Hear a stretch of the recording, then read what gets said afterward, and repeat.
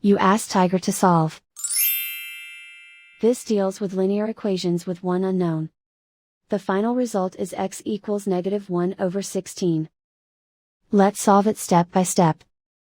Isolate the x. Multiply both sides by inverse fraction 5/8.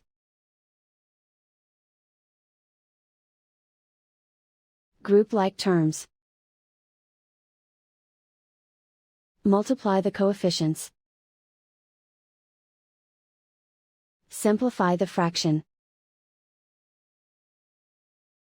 Multiply the fractions. Simplify the arithmetic.